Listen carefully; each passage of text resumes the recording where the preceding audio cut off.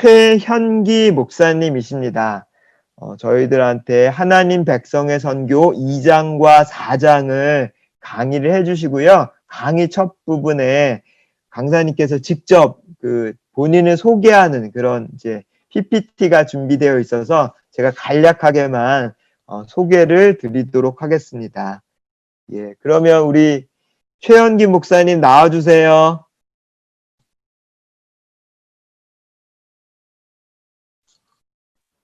예, 안녕하세요. 안녕하세요. 네, 잘 들리시죠? 네, 잘 들립니다. 네, 반갑습니다. 최현기 목사입니다. 아, 제가 이걸 옮기면 안 되는구나. 네. 제가 여러분들 얼굴을 좀 보려고 듀얼로 썼더니, 예, 그냥 하던 대로 하겠습니다. 괜찮나요, 지금은? 네, 좋습니다. 네, 하겠습니다. 저는 제 소개를 잠깐 드리겠습니다. 이력이라기보다는 이 강의를 하는 데 있어서 여러분들하고 나누는 데 도움이 될 것 같아서 적어놓은 내용입니다.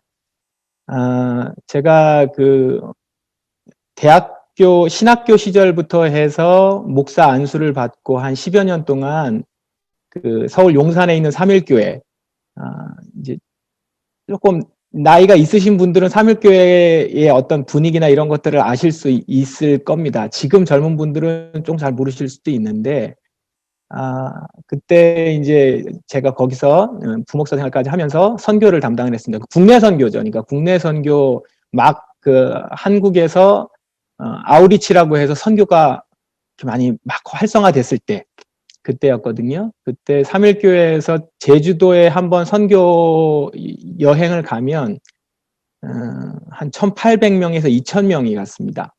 1,700명, 1,800명. 그러니까 이제 비행기 전세기 띄우고 뭐 이러면서 이제 일주일 동안 가가지고 제주도에 한 320개 교회 정도가 있었을 때인데 190개 정도 교회에 흩어져서 뭐 이렇게 했었던 그때입니다. 제가 이 얘기를 왜 하냐면 이제 일반적으로 선교라고 했을 때 많이 우리 교회에서 떠올렸었던 모습이 이제 여기에 좀 담겨져 있었는데 제가 그 일을 하다가 이제 상하이 한인연합교회, 중국 상하이의 한인연합교회 선교 목사로 이제 가게 돼서요. 거기서 여러 가지 많은 선교사님들을 만나고 또 저 자신도 공부를 좀 더 하면서 선교에 대한 생각들과 개념들을 다시 정립하고 그런 시간들을 좀 가졌습니다. 한국에 제가 2013년에 돌아와서요. 1년 동안은 공부를 좀 하고요. 2013년 말부터 포도나무 교회를 이제 개척을 했습니다. 포도나무 교회라고 좀 유명한 교회가 있어요. 경기도에. 그래서 아마 그 교회랑 이렇게 혼동되시는 분들도 이제 어른들은 좀 계시는데 제가 있는 교회는 강남구 대치동, 서울 강남구 대치동에 있습니다. 지금 보이시는 게 저희 교회거든요. 교회 뒤에 전경인데 이게 답니다. 예, 이게 다고. 그래서 거기서 지금 7년째 좀 목회를 하고 있습니다. 동시에 제가 교회 1층에 카페를 운영하고 있습니다. 이건 교회 카페는 아니고요. 교회가 또 필요에 의해서 일반 카페를 지금 운영하고 있습니다. 제가 이제 소상공인 사장이고요. 지금 여러모로 금년에 코로나 때문에 어려움을 겪는다고 했을 때 거의 5순위 안에 드는 집단군이 교회하고 카페더라고요. 그 두 개를 지금 다 하고 있어가지고 네, 그래서 지금 카페를 운영을 하고 있고 그러면서 이제 우리 대치동에서 선교적 삶을 좀 어떻게 살아볼까라고 하는 고민을 카페 운영을 하면서 하고 있습니다. 그리고 한국교회 현실과 대한민국의 현실 가운데 놓여 있는 한 사람으로 이렇게 서 있습니다. 오늘 여러분하고 제가 이제 강의를 할 부분은 이제 다 소개를 받으셨겠지만 요 책 있죠? 예, 이 하나님 백성의 선교에 대한 것을 가지고 그걸 중심으로 해서 여러분하고 나누게 되는데 저에게 이제 주어진 시간이 지금 이 소개 시간까지 해가지고 40분인데 한 40분 정도 되겠죠? 예, 그 시간 동안 제가 준비한 내용들을 하면서 개념 정리 중심으로 갈 테니까 책은 여러분들이 읽어보셔야 될 겁니다. 책이 상당히 좋은데 이 책을 여러분들 좀 읽기 전에 제가 오늘 들은 내용들이 여러분들에게 도움이 되실 거라고 생각합니다. 곧바로 제가 강의 들어가겠습니다. 잠깐만요. 이게, 예, 이게 있으면 안 되는데, 예. 이 그림이 뭔지 아세요? 제가 지금 옆에다 써놔가지고. 이 그림이, 지금, 구글링을 하시면 나오는 그림인데, 이게 이케아에서, 조립해가지고 가지고 온, 조립한, 이케아 거를 사다가 조립한, 그런 그림이에요. 보통, 저기, 이케아에서 가구를 사면은, 이제, 그대로 가져와서 집에서 조립을 하잖아요. 그러니까 이런 거죠. 설계도가 있어요. 그리고 재료도 있습니다. 그리고 이제 만드는 사람도 있어요. 그러고 나서 설계도대로 만들었는데 이게 앉을 수 없는 의자가 된 거예요. 이게 의자예요. 그러니까 의자라고 해서 원래 설계도대로 했으면 앉을 수 있는 편안한 의자가 좋은 의자가 돼야 되는데 다 만들고 났더니 이렇게 됐더라는 거예요. 본인도 황당하니까 이걸 사진 찍어서 올렸겠죠? 이게 뭐에 쓰는 물건이고 전체 큰 그림을 보면서 설계도를 이해하지 않고 그 하나하나 순서대로 하나하나 한다고 막 이렇게 나사를 조이고 이건 여기다 붙이고 이렇게 하다가 나중에 결론을 딱 봤더니 앉을 수 없는 의자가 되더라는 거죠. 제가 이 그림을 왜 보여드리냐면 오늘 우리의 삶에서 특별히 지금 여기 계신 분들 제가 사실은 이렇게 오프라인에서 만날 기대를 좀 했었는데 못 만나서 조금 너무 아쉬워요. 굉장히 아쉬운데 여러분들이 다 선교에 헌신한 삶을 살잖아요. 저도 그렇습니다. 이렇게 선교에 헌신한 우리 삶이 조심스럽게 말씀드리지만 이렇게 앉을 수 없는 의자가 될 수 있다라는 거죠. 열심히 했어요. 설계도대로 본인은 했어요. 정직하게 했습니다. 순수하게 했는데 나중에 결과가 보니까 앉을 수 없는 의자가 될 수 있다라는 거죠. 지난주에 제가 이 램스 강의를 지금 계속 하고 있는데요. 다른 데서도 어떤 선교사님들 모임에서 제가 이 강의를 했는데 강의 전에 한 분이 피드백을 이렇게 자기 소감을 얘기하는 내용이 있어요. 그게 계속 남아요. 그분이 뭐라고 하셨냐면 자기가 지금 이 필드에 나와서 이제 해외 선교사님이에요. 필드에 나와서 10수년 동안 정말 정신없이 선교 사역을 하느라 선교를 생각하지 못했더라는 거예요. 그러니까 정신없이 선교 사역을 하다가 보니까 선교란 무엇인가, 그리고 선교는 무엇인지에 대해서 진지하게 곰곰이 생각해 본 적이 없다가 이번에 코로나가 터지고 나에게 지금 해야 되는 일들이 막 줄어들면서 그럼 나의 선교는 무엇인가, 내가 지금 하고 있는 선교는 무엇인가 이제 비로소 보기 시작하더라는 거죠. 어쩌면 우리가 이 시간이 분명히 설계도라고 하는 우리 말씀도 있고 또한 그거를 순수한 마음으로 조립하려고 하고 만들려고 하는 우리도 있는데 우리가 그것을 가지고 하는 우리의 행동과 우리의 일들이 앉을 수 없는 의자가 되지는 않았는지 점검할 수 있는 시간이 되면 좋겠다 싶습니다. 제가 그런 마음으로 여러분들과 오늘 나누기 위해서 이렇게 좀 준비를 좀 했습니다. 처음에 시작을 하면 이런 얘기가 있습니다. 그 하나님 백성의 선교 책에 있는데요. 자신이 속한 그 이야기를 아는 백성 이렇게 돼 있어요. 그러니까 여러분은 지금 어디에 속해 있고 여러분이 속한 이야기는 무엇인가? 이 말이 조금 어려울 수 있는데 어렵다기보다는 좀 생소할 수 있는데 한번 여러분 자신에게 한번 적용을 해보세요. 여러분이 속하여 있는 여러분의 이야기. 여러분이 속한 이야기는 무엇인가? 조의선교회잖아요. 조의선교회 선교회는 지금 어디에 속해 있고 그 이야기는 무엇인가? 그걸 오늘 생각하고 여러분들은 그 가운데 어디에 속해 있는가 생각해 볼 필요가 있다는 거죠. 여기서 되게 중요한 단어가 있습니다. 이게 뭐냐면 이야기예요. 이야기라고 하는 단어인데 책에는 나와 있지 않지만 여러분 읽어보신 분들이 있을 거예요. 정의란 무엇인가? 마이클 샌델의 정의란 무엇인가? 뒷부분에 가면 이런 내용이 있어요.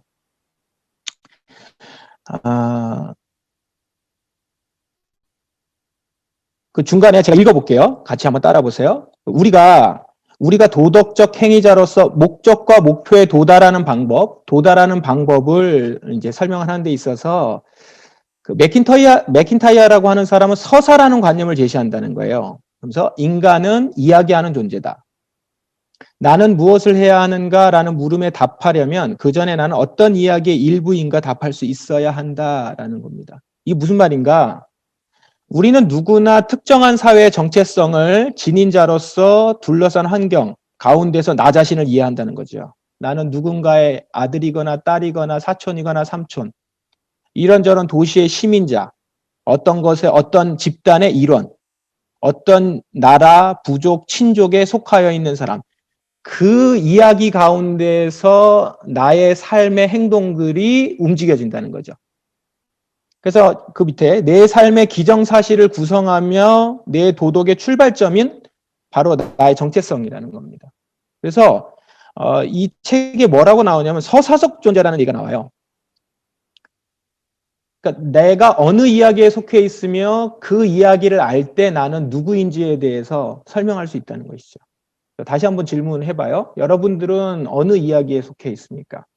여러분이 속하여 있는 이야기를 아세요? 그 이야기 선생에서 여러분이 있다라는 거죠.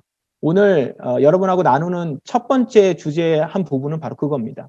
내가 어느 이야기에 속해 있는가, 그 부분을 생각해 보자는 거죠. 그랬을 때 지금 내가 해야 하는 일이 무슨 일인지 의미가 있고, 그리고 그 일로 인해서 만들어지고자 하는, 아까 같이 설계도면 그 설계도를 통해서 만들고자 하는 의도대로 이루어지게 되겠죠. 그 부분을 한번 보시자라는 겁니다. 그러기 위해서 우리가 앞서 갔었던 우리 교회, 한국교회 말고요. 성경에 나와 있는 처음에 우리가 말하는 보통 초대교회라고 하죠. 초대교회가 어땠는가를 이제 잠깐 보겠습니다. 기독교의 선교적 동인, 그러니까 기독교가 선교를 하는 데 있어서 그 마음에 불을 지필 수 있게 하는데 아주 중요하게 쓰는 말씀들이 무엇인가라고 다시 물어보면 이런 거죠. 여러분들이 내가 지금 선교사로 헌신하겠다. 하나님이 나를 선교로 불러주셨다라고 했을 때 떠오르는 말씀이 어떤 말씀이냐는 거예요. 성경 말씀에서. 이 하나님 백성의 선교에서도 그 얘기를 하는데 이런 얘기를 합니다. 예수님의 대위임령. 땅끝까지 내 증인이 되는 모든 족속으로 제자를 삼아서 땅끝까지로 내 증인이 되라 라고 하는 것. 그리고 또 사도행전 1장 8절에 있죠. 예루살렘과 온 유대와 사마리아와 땅끝까지로 내 증인이 되는 것.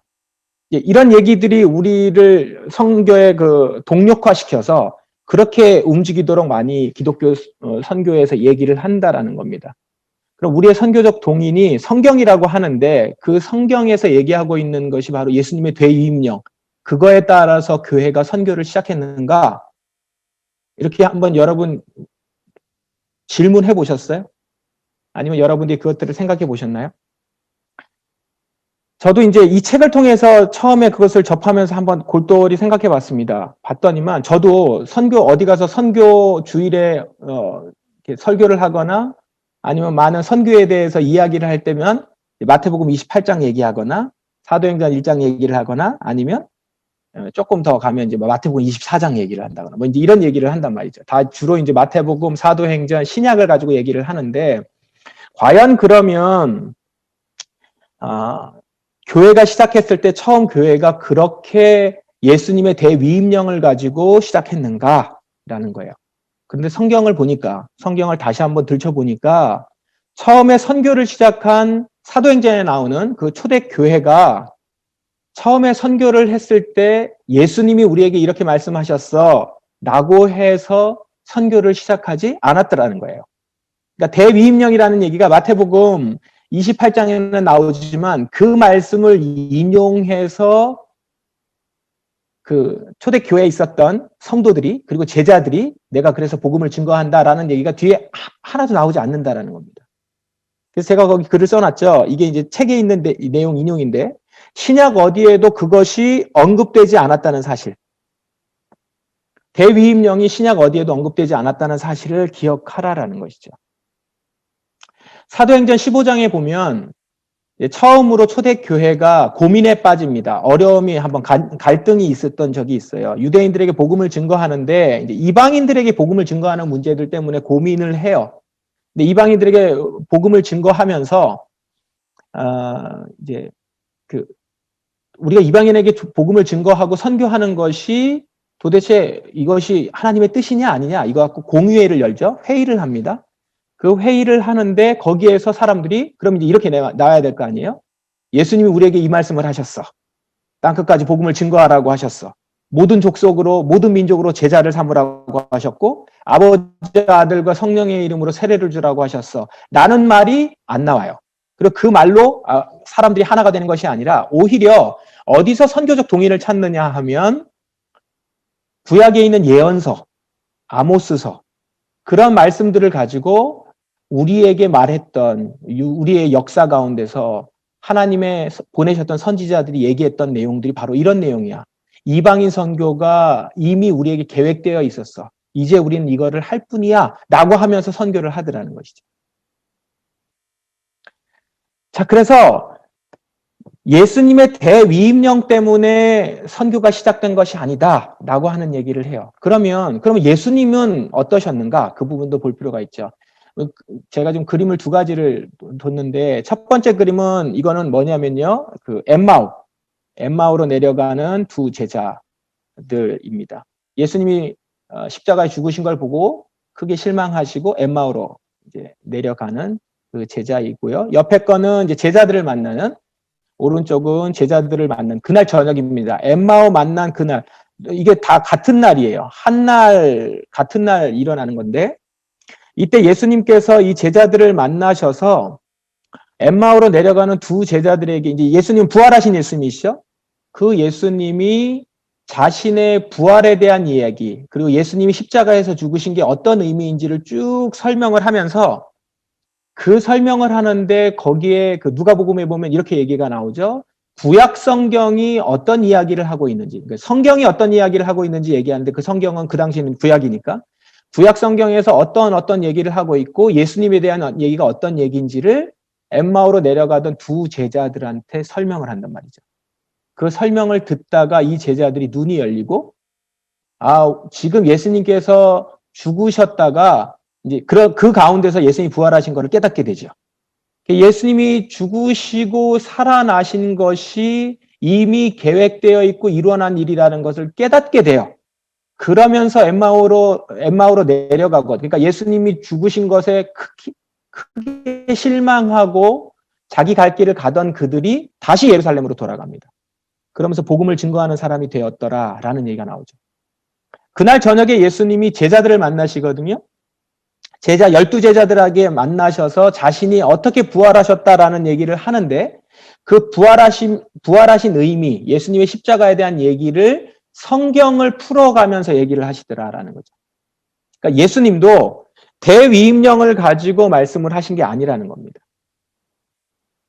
자신들이 지금 일어나고 있는 일은 이제까지 하나님이 계획하셔서 이스라엘 백성들, 유대인들, 그 이스라엘 백성들에게 이제까지 펼쳐 보여주셨던 그 이야기의 한 지점에서 예수님께서 오셨고 그 이야기로 완성한 내용들을 이제 보여주고 계신다라는 것이죠.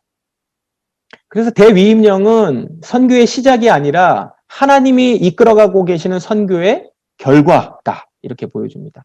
아마 이 얘기가 조금 책을 보시면 이해가 될 텐데 제 이 짧은 얘기로는 조금 이해가 덜 될 수 있습니다. 예수님께서 보여주신 게 바로 이런 거예요. 제가 지금 여기에 보여드린 그림이 있는데 정리를 하면 기독교 교회의 선교적 동의는 뭐냐면 예수님의 대위임령으로부터 시작하는 것이 아니라 이스라엘 백성들이 그 유대인들이 예수님을 만나고 나서 선교하기 시작하게 된 거는 자기들이 속해 있었던 이제까지의 이야기 가운데 이미 자기들이 예수님을 만나고 난 이후에는 이 복음을 증거해야 되는 사명을 가졌구나라는 걸 깨닫게 돼서 나가게 될 수밖에 없었다라는 것이죠. 요 밑에 지금 사진 그림이 있죠. 이 그림이 뭐냐면 여러분 그 농촌이 시골에서 혹시 올라오신 분이나 농사를 좀 지어보신 분들은 알 건데 이게 이제 물고 그림이에요. 이 물고를 트는 거거든요, 지금. 여기서 물고를 트고 있는 농부가 비가 많이 오면 논에 이렇게 물이 있다가 그 한쪽으로 물이 이렇게 쭉 내려가도록 되어 있죠. 그래서 사실은 이 농사를 지을 때는 흐르는 물이 되게 중요하잖아요. 근데 이 물고를 터주지 않으면 이제 다른 데가 무너지거나 아니면 이 농사를 망치거나 그럴 수 있죠. 그래서 비가 오는 날이면 농부들이 나가서 물고를 터요. 제가 이 그림을 왜 보여드리냐면 예수님께서 오셔서 그리고 부활하신 다음에 승천하실 때까지 한 40일 정도의 기간이 있었는데 그 기간 동안 예수님이 하나님 나라를 전파하신다고 나와요. 근데 그 하나님 나라는 새로운 이야기가 아니라 이미 유대인들, 이스라엘 백성들이 알고 있었던 이야기, 그러니까 성경이죠. 구약 성경이 이스라엘 역사잖아요. 자신들의 조상들과 자신들에게 속해 있던 이야기를 예수님께서 다시 풀어주시는 거예요. 원래 그거는 어떤 이야기인데 너희들이 그것을 잘못 알고 있거나 그것을 마치 고인물처럼 오해하고 있었던 부분들을 이렇게 터주는 거죠. 아까 제가 앉을 수 없는 의자를 보여준 것처럼 설계도를 가지고 있음에도 불구하고 설계도를 잘못 이해를 하거나 잘못 알았던 부분들을 조정을 해주시면서 그 이야기가 원래 있어야 되는 자리로 가게 해줬다는 것이죠. 예수님이 오셔서 뭘 하셨냐면 물꼬를 터주셨어요. 그래서 물이 흐르도록. 원래 이 물은 흘러야 되는데 어느 순간부터가 막혔다는 말이에요. 그래서 이게 물이 흘러나가서 다른 곳으로 가서 다른 쪽에도 이 물이 닿아서 그곳에 논에도 물이 들어가고 거기가 생명이 자라날 수 있어야 되는데 그러지 못하게 어떻게 보면 유대인들의 역사가 이스라엘 백성들이 예수님을 만나기 전에 유대인들이 이런 모습이었다는 거죠. 자기들에게 주셨던 이야기들과 역사가 원래는 그들을 통하여서 복음으로 퍼져나가도록 주신 것인데 어느 순간부터인가 그거는 그냥 자신들의 이야기로 가둬두었다라는 거죠. 그거를 예수님이 오셔서 터야 되는 곳을 터주면서 원래 흐를 수 있는 곳으로 이렇게 움직여가게 해주셨다라는 겁니다. 그러면서 다시 보라는 거예요. 여러분들이 그래서 지금 여러분의 지금 삶에서 내가 지금 선교적 삶을 살고 있는데 내가 가는 길은 어디며 나는 누구이며 무엇을 위해서 지금 이 일을 하고 있는가에 대한 것이 이미 하나님의 큰 계획 아래 있다라는 겁니다.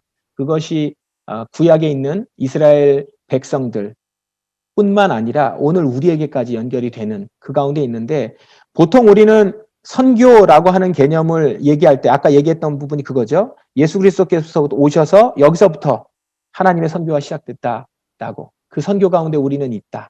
이렇게 많이 생각을 하는데 지금 이 성경에 있는 내용들을 보고 초대교회 사람들도 그리고 성경에서 원래 이야기하는 것들을 쭉 찾아가 보다 보면 하나님의 선교는 처음에 하나님의 창조 때부터 그리고 타락으로 인해서 무너진 인간에게 하나님의 계획이 이미 시작이 되어서 하나님의 선교가 시작되었다. 이렇게 스펙트럼이 넓어지는 거죠. 자, 이 부분을 그러니까 이제까지 어떻게 보면 우리의 시각을 좁게 가졌을 수도 있다는 겁니다. 아마 지금 이 얘기를 들으시는 여기 계신 간사님들이 다 오해하고 있다라는 얘기는 아닙니다. 그렇지만 어느 순간부터인가 나의 선교가 어쩌면 내가 하고 있는 일 그리고 내가 하나님께 은혜를 받고 이제 내가 계획을 세워서 내가 하나님의 일에 동참하고 이 일을 하려고 한다라는 쪽으로 가다가 진짜 하나님이 원하시는 선교를 놓칠 수 있다는 거예요. 놓칠 수 있다라는 거죠. 그 부분을 우리가 다시 말씀을 통하여서 다시 보도록 하자라는 겁니다. 자, 조금 넘어가서 보겠습니다. 이 뒷부분을 이야기하면서 제가 얘기를 할게요. 4장 열방을 이 복이 되는 백성 부분을 가지고 얘기를 좀 하겠습니다. 이스라엘 백성들에게 있어서 되게 중요한 사람이 아브라함입니다. 근데 그것은 사실은 오늘 우리 여러분들과 저에게도 굉장히 중요한 인물이죠. 근데 아브라함 하면 어떻게 여러분 보통 알고 계십니까? 믿음의 조상 아브라함 이렇게 알고 계시죠. 그러니까 믿음의 조상으로 알고 있고 믿음을 우리에게 보여준 믿음의 표본으로 알고 있을 수 있어요. 그런데 그러면 성경에 아브라함을 어떻게 얘기하고 있는가? 이제 그걸 대표적으로 얘기하려면 신약에서 가장 성경을 많이 쓴 바울은 아브라함을 어떻게 이야기하고 있는가를 한번 보자라는 겁니다. 갈라디아서 3장에 이런 말씀이 있어요. 또 하나님이 이방을 믿음으로 말미암아 의로 정하실 것을 성경이 미리 알고 아브라함에게 근데 여기 앞에 보면 먼저 아브라함에게 뭘 전했다고 나오죠? 복음을 전했다는 얘기가 나와요. 보통 우리는 복음 이야기하면 예수 그리스도의 복음을 얘기하는데 지금 아브라함에게 복음을 전했고 그 복음이 이방인들에게 전해져서 이방인들이 복을 받는다는 얘기가 나오죠. 그럼 이 얘기가 어디 있는 거냐면 여러분들 잘 알다시피 이 얘기예요. 창세기 12장 1절부터 3절을 지금 가리키고 있는 거거든요. 사도 바울이. 근데 여기에 굉장히 유명한 말씀이죠. 제가 상하이에 갔을 때 상하이 한인연합교회에서 이제 선교 목사도 하고 성도들을 많이 만났는데 거기 성도들이 이제 한국 교민들이라고 하죠. 뭐 이제 교민들, 예, 교민들 맞죠. 교민들이 많이 사는데 기독교인들도 많이 있고 제가 이제 그분들 교회에서 상하이 한인연합교회에서 만나서 그분들에게 이제 이렇게 신방을 가거나 하면 자기들이 중국에 주재원으로 나오거나 일하러 나오거나 때론 거기 선교사님들도 있고 선교사로 나올 때 기도하는 가운데서 말씀을 주셨거나 말씀을 들었거나 그 말씀 중에 되게 많은 말씀이요. 창세기 12장 말씀이었어요. 떠나서 내가 보여줄 땅으로 가고 그곳에서 창대하게 복을 받으라 이런 얘기를 했다는 거죠. 아브라함의 이 말씀이거든요. 땅의 모든 족속이 너로 말미암아 복을 얻을 것이다 라고 하는 이 말씀. 이게 아브라함이 복을 받았다라고 하는 본문인데 복하면 어떻습니까? 내가 그걸 받아서 누리는 거잖아요.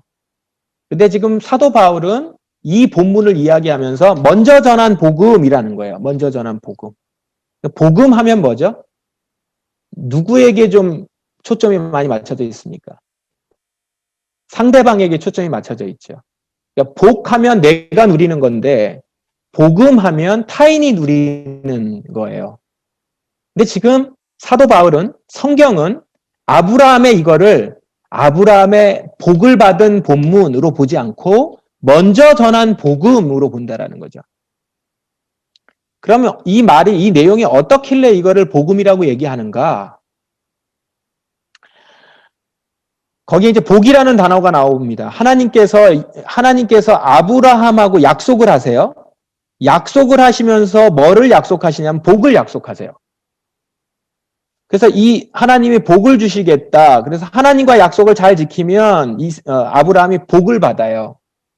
근데 이 복이라고 하는 단어가 이게 이제 바라크라고 하는 단어입니다. 이걸 이제 한글로 쓰면 바라크라고 이렇게 읽는 거거든요. 히브리어로. 바라크라고 하는 단어인데 이 단어는 하나님이 인간에게 주실 때 사람에게 주실 때 바라크를 주시면 그게 복이에요. 복이고 이 바라크라고 하는 단어를 동사로 쓰면은 뭐가 되냐면 엎드리다라는 단어입니다. 이게 참 재미있는 단어인데 인간이 하나님을 바라크하면은 그거는 하나님께 경배하는 거고요. 하나님이 인간을 바라크하면은 그것은 하나님 복을 주시는 거예요. 그래서 이거는 이 복이라고 하는 단어가 하나님이 인간에게 주실 때, 그러니까 이걸 개념을 정리하면 이렇습니다. 이게 영어로 보면 딱 비슷하게 우리가 볼 수 있어요. 이해가 돼요. 영어로 이 바라크를 어떻게 번역하면 bless로 번역을 합니다. 그래서 bless God 하면 뭐죠? 하나님께 경배하고 하나님을 송축하다라고 하고 God bless you 하면 하나님이 너를 복을 주실 것이다 이거잖아요. 복을 주신다라는 겁니다. 그래서 이 바라크라고 하는 단어가 하나님에게 속해 있는 단어예요. 그래서 하나님이 약속을 하신 인간에게 주시는 게 바라크고 인간은 이 바라크를 받으면 그것에 대한 반응으로 엎드려요. 그래서 하나님께 그 바라크를 돌려드려요. 그럼 그게 경배가 됩니다. 이 관계가 잘 유지가 됐을 때 그 안에서 사람은 하나님의 약속 안에서 살아가요. 그걸 뭐라고 하냐면 형통이라고 합니다. 근데 이 형통함, 그러니까 이 약속이 계속 이어지기 위해서 인간 쪽에서 필요한 게 뭐냐면 순종이에요. 그래서 하나님은 인간에게 약속을 주셨고 그 약속을 받기 위해서 아브라함은 순종을 해요. 그래서 복을 받아 누린다라고 하는 얘기가 지금 요 창세기 12장에 나오는 요 얘기입니다. 그런데 그 복의 끝에 뭐가 나오냐면 죄송해요. 한 번만 더 넘길게요. 슬라이드 왔다 갔다 해서 죄송합니다. 땅의 모든 족속이 너로 말미암아 복을 얻을 것이라 이렇게 하면서 정리를 하거든요. 복을 주셨는데 그 복의 결과로 아브라함이 받은 결과 하나님이 아브라함에게 약속하셨는데 그 약속의 결과로 땅의 모든 족속이 얻어요. 이 복을. 그러니까 이 복이 어디에 멈추면 안 되냐면 아브라함에게 멈추면 안 되고 번성하고 퍼져나가고 채워져서 쭉 나간다는 거죠. 열방으로. 열방으로 나가야 되는 거예요. 그러니까 이 복은 하나님의 약속에는 이미 이런 요소들이 있는 거죠. 열방으로 나가기 위한 퍼져나가야 되는 요소들이 들어있는 거죠. 기본적으로 하나님이 아브라함에게 주신 복은 선교적이에요. 그래서 아브라함은 이 복을 가져서 이 복이 복대로 되려면 이 약속 가운데서 아브라함도 들어와서 받아야 되는 것이고, 그리고 이 땅의 모든 족속이 나로 말미암아서 복을 얻으니까 이미 이 복은 나를 통해서 다른 사람에게 퍼져나가야 되는 거죠. 그래서 목적이 누구에게 있는 거냐면 아브라함에게 있는 것이 아니라 모든 족속에게 있는 거죠. 그게 아브라함에게 주신 거란 말입니다. 그렇기 때문에 이걸 뭐라고 그래요? 이게 아브라함에 먼저 주신 복음이라는 거죠. 성경은 지금 이걸 얘기하고 있어요. 하나님이 아브라함에게 주신 복은 기본적으로 선교적이었고 아브라함을 통해서 모든 족속에게 복을 주시려고 먼저 주신 거라는 거죠. 그냥 하나님께 복을 받고 살아가는 아브라함, 나도 아브라함처럼 복을 받는 존재로 멈추지 않고 하나님은 아브라함에게 계획하고 계셨고 그 계획을 이루시려고 시작하신 거죠. 뭐가 시작된 겁니까? 아브라함을 통해서 하나님의 선교. 하나님의 선교가 시작됐다는 거죠. 자, 아까 그림을 다시 한번 보시면 그래서 하나님이 창조를 하셨는데 인간이 타락을 합니다. 하나님이 창조하셨을 때 이 부분이 이제 뒤에가 또 말씀을 좀 다른 분하고도 나누겠지만 땅에 번성하고 충만하라라고 하는 하나님의 약속을 하셨어요. 근데 그것이 타락으로 말미암아서 좀 깨집니다. 어그러져요.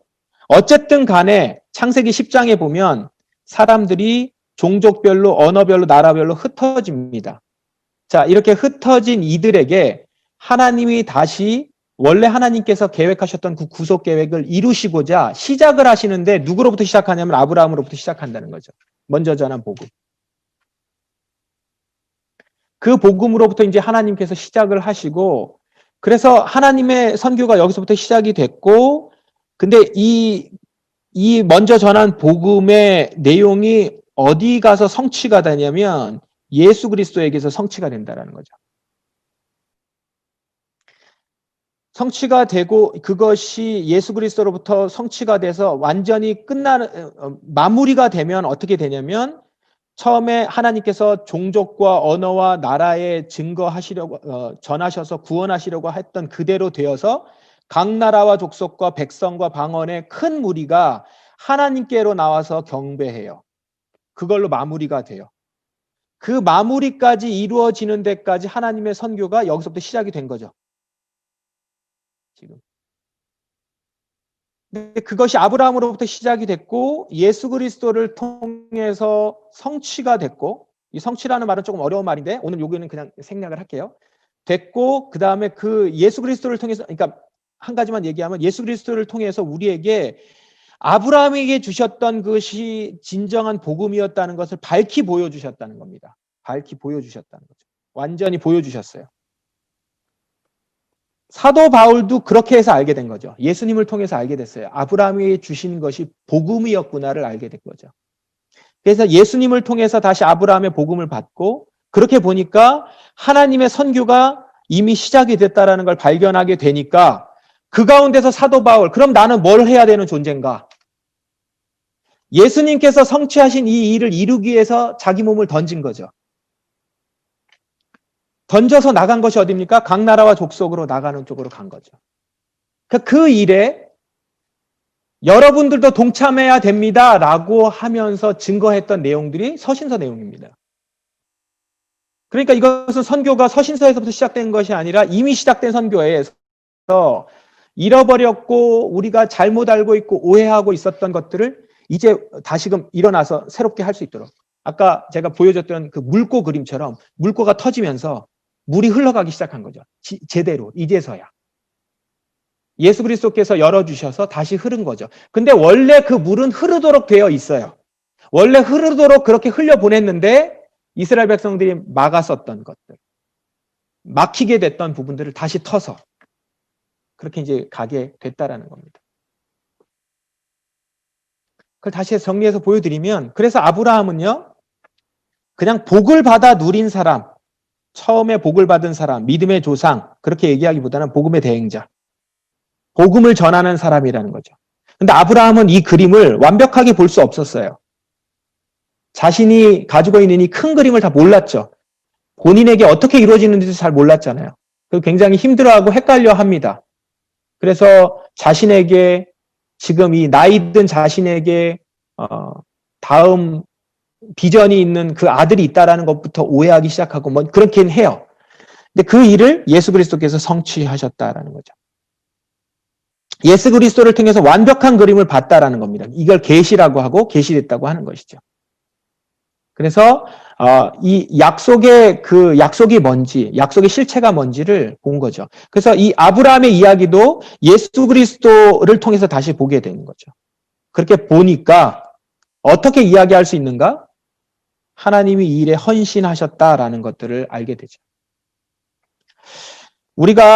제가 좀 여기 써볼게요. 하나님의 선교라는 말을 쓰잖아요. 하나님이 지금 선교하신다는 거죠. 이 주어가 하나님입니다. 하나님이 지금 일을 시작하신 거죠. 그 일을 시작하시는 데 있어서 한 나라를 선택했고요. 한 나라가 선택받았지만 모든 열방이 그 선택에 수혜를 입도록 하나님이 하신 거죠.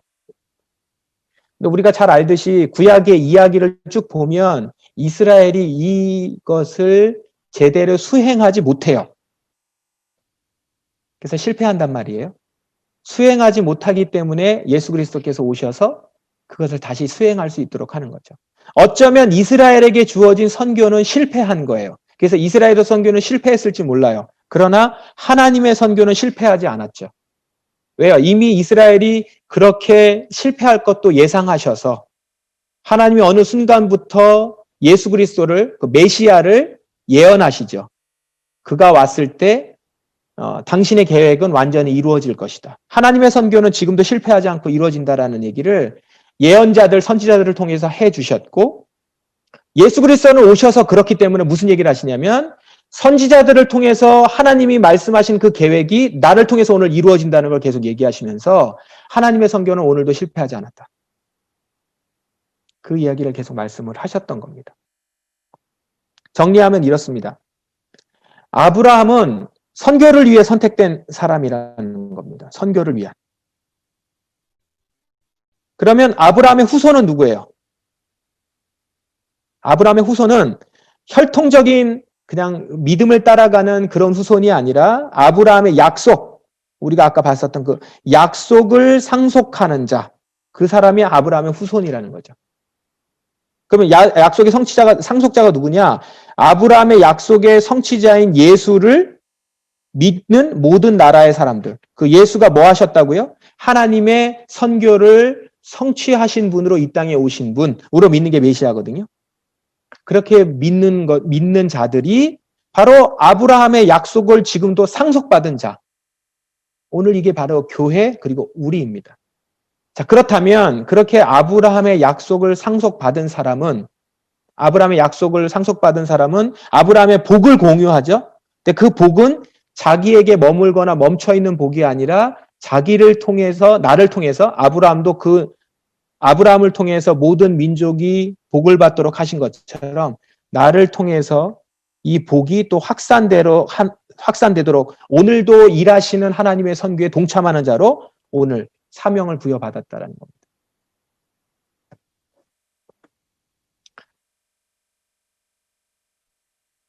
그러므로 아브라함은 우리의 믿음의 모델이 아니라 선교의 모델이라는 거죠. 그렇게 보시면 복을 받기 위해서 떠난 것이 아니고 하나님의 선교를 감당하기 위해서 하나님의 선교에 동참하기 위해서 아브라함은 떠났고 그 하나님의 선교를 이뤄가는 데 있어서 꼭 필요한 요소는 뭐냐면 믿음과 순종이라는 거죠.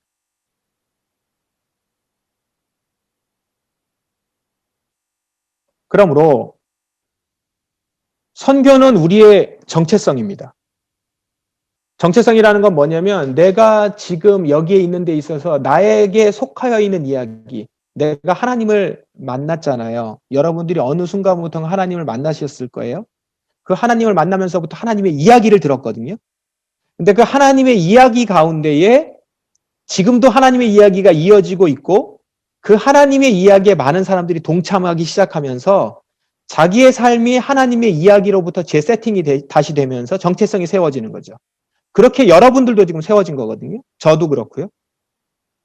그러면서부터 나 자신은 내가 이제 교회가 되는데 교회가 되면서부터 나 자신의 정체성은 이미 선교적 정체성을 갖게 된다라는 거죠. 안 가질 수가 없는 거죠. 나에게 약속하신 그 약속 안에 이미 하나님의 복, 그 약속 안에 있는 복은 이미 나로부터 퍼져나가도록 그렇게 그 복 자체가 그런 것이니까 그 복을 가진 우리는 선교가 우리의 정체성일 수밖에 없죠.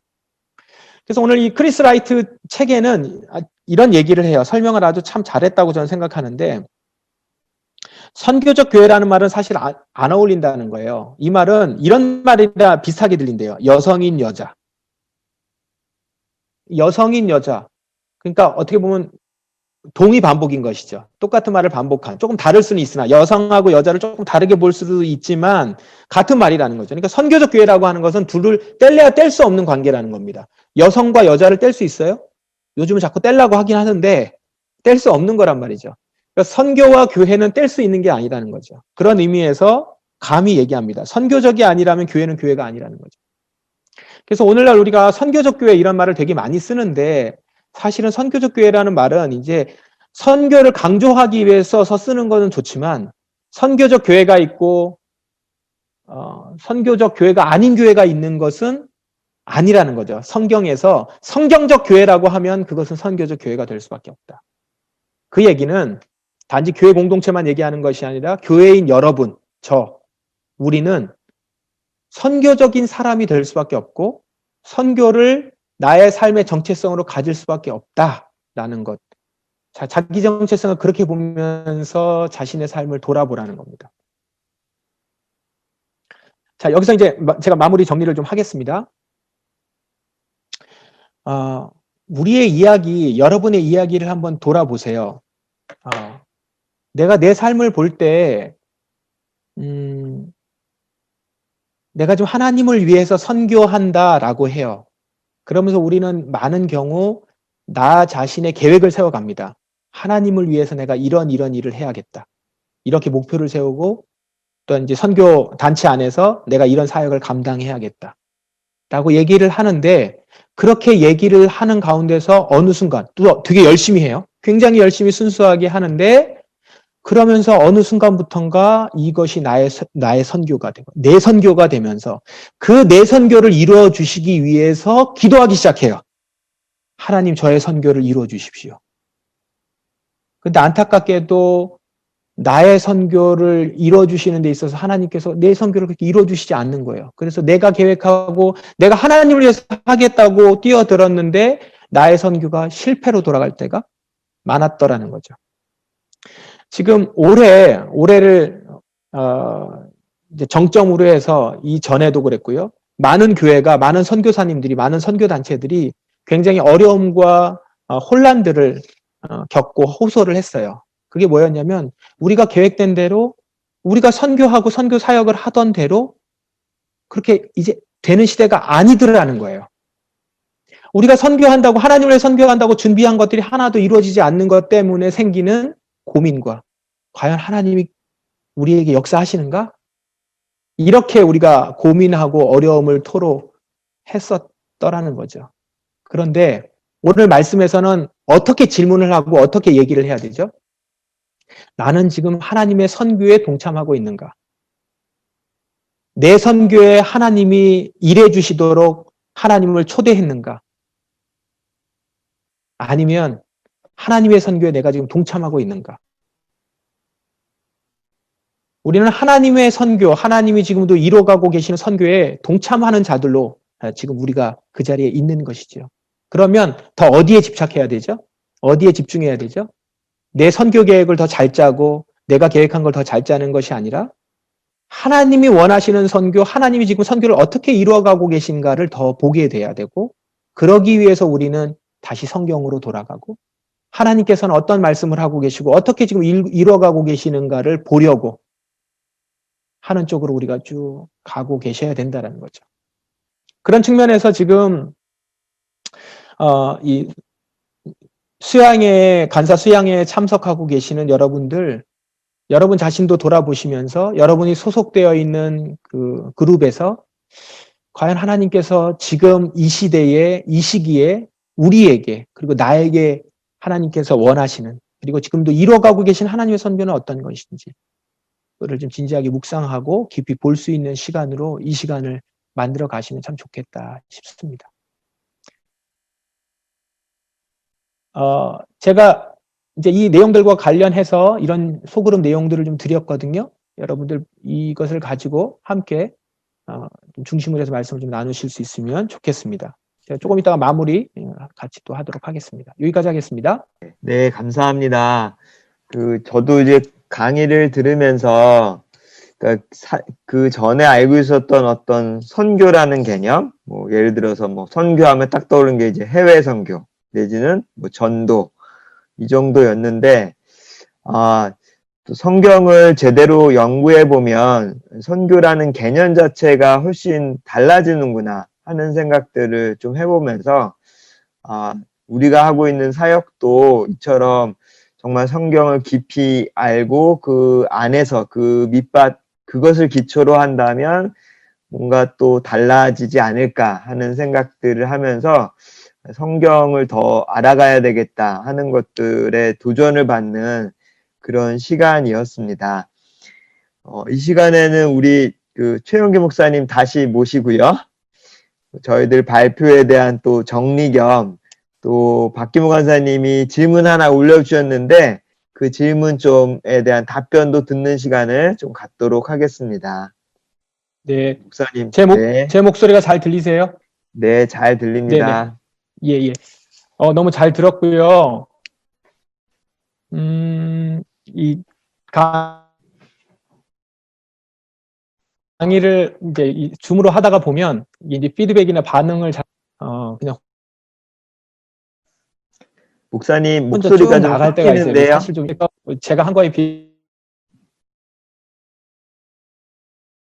목사님 목소리가 끊깁니다. 네네네 끊기죠. 목사님이 제 화면에서 사라지셨어요. 예, 제가 나갔다가 다시 들어왔습니다. 네, 괜찮나요? 네, 잘 들립니다. 네, 이게 조금 되면은 인터넷 문제인 것 같아요. 죄송합니다. 너무 당황스러운데 잘 들리시죠? 괜찮죠? 네, 잘 들립니다. 그래서 지금 내용을 들었는데요. 제가 그 채팅창에 있는 내용, 아까 말씀해 주셨던 그거 하고 연결해서 같이 한 가지 마지막으로 좀 말씀을 드릴게요. 지금 그 아브라함의 의와 공도가 처음부터 드러나지 않은 것 같다라는 얘기, 제가 지금 나갔다 들어오면서 채팅창에 있는 게 없어졌거든요. 그래서 그런 얘기하셨고, 제가 대답을 좀 하면 우리 박기모 간사님께서 질문해 주신 건데, 의와 공도라는 것이 이제 아마 내일 조샘 선교사님이 그 부분을 좀 다뤄 주실 거예요. 아마 하실 건데, 의와 공도라는 것이 하나님의 그 하나님의 오름이 아브라함에게 드러난다는 것이고, 그다음에 공도라는 것은 행함 중심이거든요. 그게 그 아브라함을 통해서 하나님의 옳다고 하시는 것들이 드러나야 되는 거죠. 그 행동으로. 그게 의와 공도가 드러나는 거니까, 그 질문에 나와 있는 것처럼 윤리적 행동으로 아브라함이 좋은 모델이 된 것 같지는 않다라고 얘기를 하는데, 성경적 관점에서 조금 얘기를 보시면 이렇게 볼 수 있죠. 처음부터 하나님은 아브라함을 통해서 의와 공도를 드러내신 거죠. 왜냐하면 그 질문에서 이렇게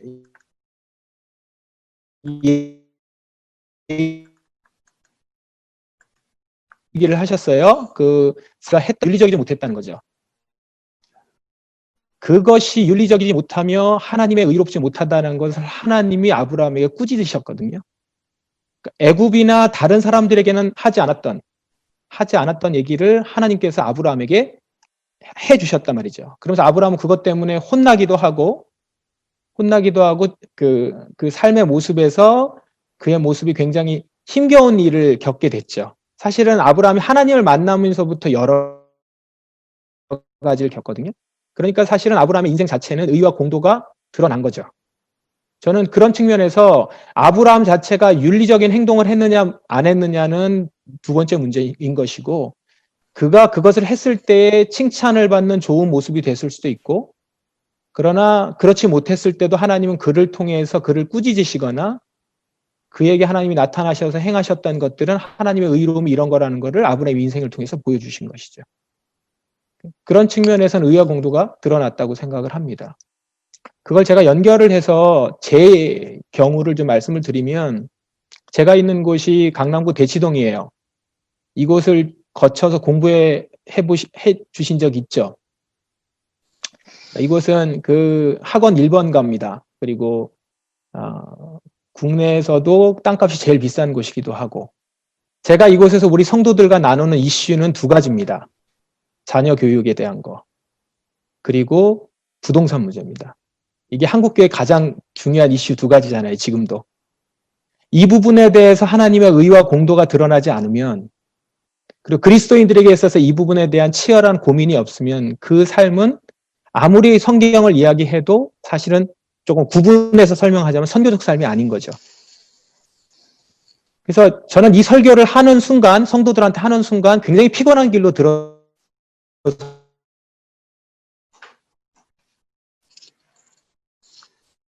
돼요.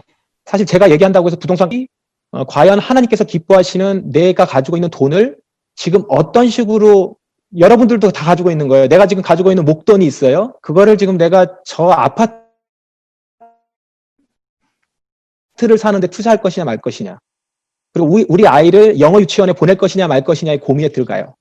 여기서 내가 이 하나님의 뜻이 어디 있을까? 하나님의 의로움이 나를 통해서 어떻게 나타나길 원하시는가를 고민하면서 돈을 쓰고 행동하게 하는 일에 우리 교인들하고 함께 얘기하는 거거든요. 때로는 그 사람이 거기서 하나님이 기뻐하시는 쪽으로 하지 못할 때도 있고요. 하나님이 기뻐하시는 쪽으로 하면서 또 힘겨운 길을 걷기도 합니다. 근데 저는 그러면서 이 땅 가운데 하나님의 나라가 임했을 때 모든 사람이 땅으로 말미암아서 고통받지 아니하고, 그리고 불평등과 불의한 일들로 말미암아서 생기는 일들이 회복될 것이라고 하는 하늘나라 소망을 가지고 오늘 내가 있는 자리에서 살아가는 거죠. 그러면서 선교적 삶이 시작이 되거든요. 그러니까 그 선교적 삶의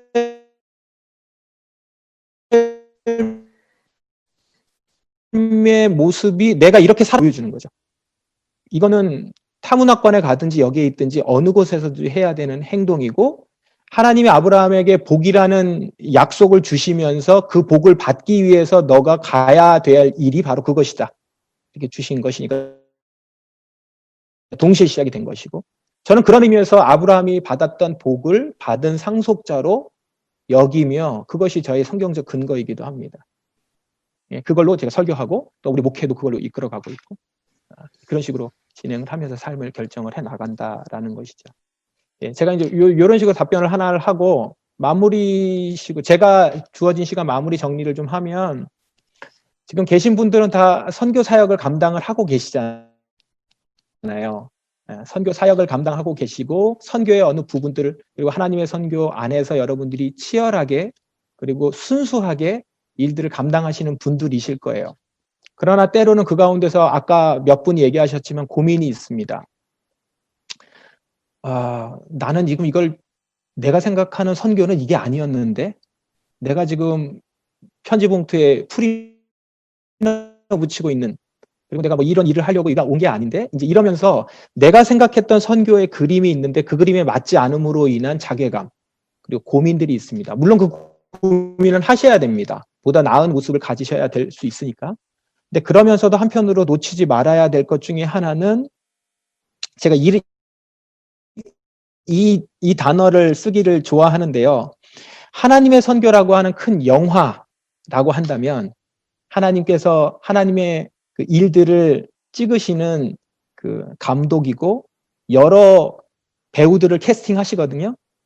근데 그 가운데 여러분이 주연 배우로 택하지 않았을 수도 있어요, 하나님이. 여러분의 시대에. 안타깝게도. 나는 분명히 내가 하나님께 콜을 들었을 때 주연 배우 같은 줄 알고 갔더니만 나보다 대사도 훨씬 많고 컷도 많이 나오는 사람들이 많더라는 거예요. 저도 그걸 많이 느꼈거든요. 제가 여러분들한테만 말씀드리지만 전 제가 주연인 줄 알았어요. 근데 그걸 아닌 거를 제 대사를 보면서 다른 사람 대사하고 보니까 아니다는 걸 느끼게 됐는데 그러면서 제가 제 태도를 바꿔갔습니다. 뭘 하기로 했냐면 내가 주연 배우를 꿰차기 위해서 하나님께 잘 보이려고 노력한 게 아니라 내가 가지고 있는 것을 가지고 사로잡겠다. 씬스텔러가 되겠다. 이렇게 생각을 바꾸는 거죠. 그러니까 결국은 하나님의 큰 그림 가운데서 어떤 게 중요하고 중요하지 않다고는 사실 없어요. 그것도 다 우리가 정하는 거죠. 대사가 길다고 해서 아니면 배역의 그 안에서의 그 사람의 무슨 그 직급이 뭐라고 해가지고 그게 높고 낮음을 있을 수 없는데 우리가 생각하고 있는 배경하에서 그걸 정하는 거잖아요. 그래서 내가 그 나에게 주어진 대사 그 한마디를 찰지게 해내기 위해서 나에게 주어진 그 컷 안에서 내가 그 행동을 하기 위해서 최선을 다하고 그 다음에 노력을 했을 때 그 시간에 내가 나타남으로 인해서 씬스털러죠 말하자면 확 사로잡으면서 사실은 그 한 사람 때문에 영화 전체가 살기도 하거든요. 주연 배우가 돋보이기도 하고 영화가 의도한 바 이상의 것을 확 나타내기도 하죠.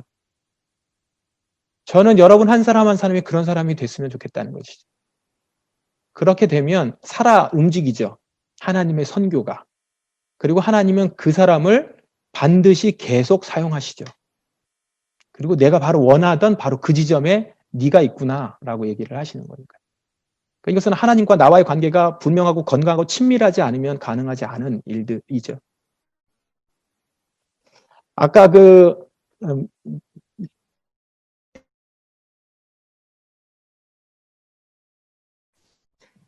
엠마오로 내려가는 두 제자에게 있는데 예루살렘으로부터 엠마오로 내려가더라 이렇게 나와요. 이렇게 내려가는 내용이죠. 그러니까 지금 우리 한국 교회와 한국 선교와 여러 가지가 이렇게 지금 다 내려가고 있거든요. 되게 그 모습과 얼굴은 실망스러운 얼굴이에요. 그리고 이게 아닌데 내가 듣기로는 이게 아니었는데 라는 거였거든요. 엠마오로 내려간 두 제자는 예수님이 그런 분인지 모르고 쫓아갔는데 내가 봤더니 예수님이 내가 생각했던 그 분이 아니야. 십자가에서 죽는 것을 통해서 보고. 근데 그때 예수님이 나타나셔서 성경을 풀어주실 때 뭐라고 나오냐면 그들이 서로 말하되 길에서 우리에게 말씀하시고 우리에게 성경을 풀어주실 때에 우리 속에서 마음이 뜨겁지 아니하더냐 이렇게 고백을 해요. 그러면서 그들이 이 부활하신 예수님을 딱 봤는데 딱 봤을 때 예수님은 없어졌어요. 그리고 그는 부활하신 예수를 만났다라고 하는 사실 하나 가지고 예루살렘으로 다시 갑니다. 그들의 행동이 그들의 그 잡이나 직책이 바뀌지는 않았던 것 같아요. 가르쳐 주신 그 성경 말씀으로 새롭게 되어서 자신의 삶을 완전히 다르게 살았죠. 지금 우리 시대에 우리에게 필요한 것은 그 성경 말씀 이전에도 은혜 받았던 성경 말씀 가운데서 하나님의 선교를 보게 해주시는 그 말씀을 가지고 서로 여러분 동역자들끼리 바라보시면서 우리에게 성경을 풀어주실 때 우리의 마음이 뜨겁지 아니하더냐 이런 고백과 함께 새롭게 시작되는 여러분의 사역들이 됐으면 좋겠다. 뭐 그건 저에게도 하는 얘기이기도 합니다. 그런 은혜가 있기를 원합니다라고 제가 기도를 하고 하면서 이제 시작을 했고 이제 이렇게 마무리를 좀 하도록 하겠습니다. 예, 제가 네. 여기까지 하겠습니다. 예, 목사님 감사합니다. 하나님, 저희들이 또 하나님의 선교 가운데 있음으로 인해 감사합니다. 우리의 연약한 조직이나 또 힘없는 개인의 사역이 아니라 태초부터 이 일을 이루어 가시는 하나님의 사역 가운데, 선교 가운데 있습니다. 그 하나님을 찬양합니다. 그래서 우리의 마음이 또 뜨겁습니다. 하나님이 이루시기 때문입니다. 감사합니다. 계속해서 하나님과 동행하며 살게 해 주십시오. 예수님 이름으로 기도드렸습니다. 아멘.